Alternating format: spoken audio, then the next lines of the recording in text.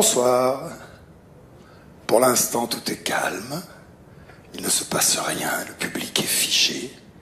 Mais dans quelques secondes, la vie va reprendre et ils vont tous danser. Ah, il y a du mouvement. C'est comme ça partout où vous passez. On va demander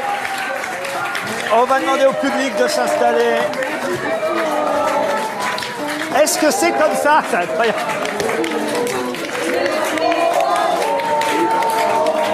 On va vous demander. C'est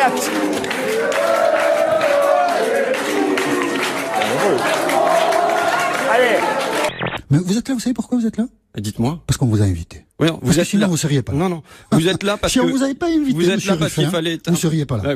Alors, c'est toujours vous qui tendez l'os. Et on vous a invité. C'est toujours vous qui tendez l'os, vous croyez ça? Et on vous a invité. Vous savez pourquoi on vous a invité? Parce qu'on avait envie de vous inviter.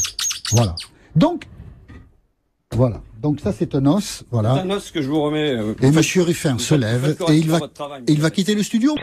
Comment ça se fait qu'on passe de 4% en 1980 à 13% aujourd'hui? Où sont passés ces 8%? Ils sont partis pour les actionnaires. Eh ben, est-ce qu'aujourd'hui, la loi, on doit faire une loi El Khomri sur le travail? On doit faire une loi qui limite les divisions des actionnaires? Et je pense que c'est la question que j'ai envie, moi, de poser. Vous savez, je suis un peu un obsessionnel. Aujourd'hui, c'est la question que j'ai envie de poser, évidemment, à M. Gattaz. C'est la question que j'ai envie de poser à Mme El Khomri. C'est la question que j'ai envie de poser à Manuel Valls. Quelqu'un comme Tariq, si un jour il me dit je veux plus travailler le dimanche, bah, il sait très bien qu'il faudra qu'il trouve un boulot ailleurs. Ah oui? Bah, je pense. Dans sa tête, ça paraît clair, non? C'est vrai? Bah, moi, quand j'ai été embauché, j'ai dit clairement que j'étais disponible le dimanche, et c'est le cas, donc... Je veux qu'on soit sincère et qu'en homme d'honneur, on ne lâche aucun mot qui ne parte du cœur, devienne dans la gouaille de Jean Rochefort. Glande, avec son seul pote Filin, un pur hypocrite, qui tartine le moneuil par devant et poignarde Pépouze par derrière. Si lui, je lui dis qu'il peut ne pas travailler le dimanche, bah, les autres, ils vont me dire bah, pourquoi pour Tariq, t'as dit que tu pouvais pas être. Donc, mais comme il est intelligent et honnête, il va comprendre tout ça.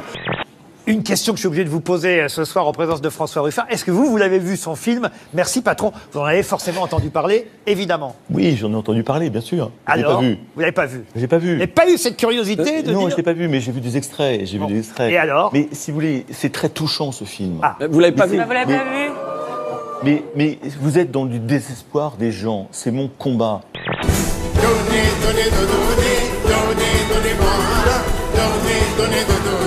Je vous le rendrai à vous. Donnez, je vous le rendrai, je vous le rendrai. Surtout, vous allez peut-être repartir avec 10 000 € net d'impôts que vous ne partagerez avec personne. Parce que des fois, il y a des émissions, hop, en fin d'émission, on coupe la poire en deux. Là, non, non. La poire, elle est pour vous. Les 10 000 €, ils sont pour vous. Donc, on n'hésite pas. 36 26 74 600. À qui est cette bite? On va demander à Nabila.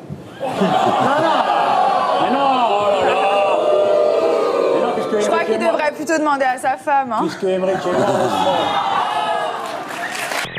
J'adore. Oh, mon petit bébé. Oh, ma petite poquette. Oh, ma petite poquette. Le paquis, le paquis, le paquis, le paquis, le paquis, le paquis, le paquis, le paquis, le paquis, le paquis. J'adore. Oh là là, si j'avais cru un jour voir les fesses d'Hanouna. Excusez-moi, mais je voudrais savoir, Nabila, vous mangez de la viande, vous? Ouais, je mange des kebabs, tout ça. Il y a de la viande dedans. Si vous saviez d'où elle vient, vous en mangeriez moins, Nabila. Bah, des animaux. Non, non, mais la production. Oui, c'est vrai aussi, j'avais pas pensé, mais... Faut voir. Non, c'est la façon ce qu'il veut dire, Nabila, c'est comment ces animaux sont traités. Ils les tuent, alors? Bah, ils les tuent, certes, mais ils les tuent. Ah, moi, j'ai connu des kebabs vivants, qui couraient tout seuls. Et rien que la vidéo file le vertige. Avec son ami et partenaire Fred Fugin, ils passent au milieu de 3 parapentistes que quelques mètres séparent.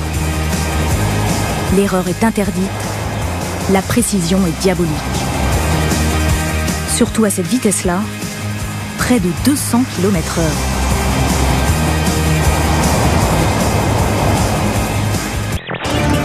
Si Si votre passion, c'est plutôt les Transformers, ces robots extraterrestres qui peuvent prendre plusieurs formes, c'est ce bateau modulable qu'il vous faut, capable de se métamorphoser au gré de vos envies.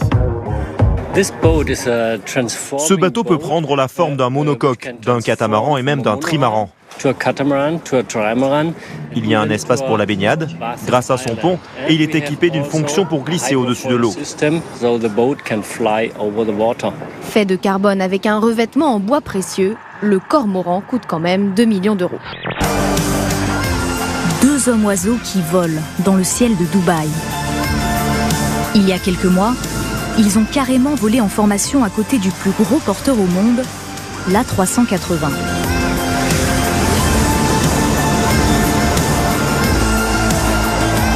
C'est un désir de puissance, une vision démentielle d'un homme qui a les moyens de rêver.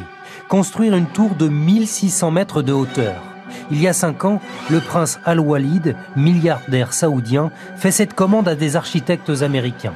Problème, le sous-sol du désert est trop instable. Il faut donc voir moins grand. Au final, la Kingdom Tower, ou Tour du Royaume, devrait mesurer 1001 mètres. Ce sera le premier gratte-ciel à atteindre le kilomètre. Une ville dans les nuages qui accueillera jusqu'à 40 000 personnes dans des centres commerciaux, bureaux, palaces et appartements ultra luxueux. Cyril, si tu me regardes, je t'embrasse les fesses.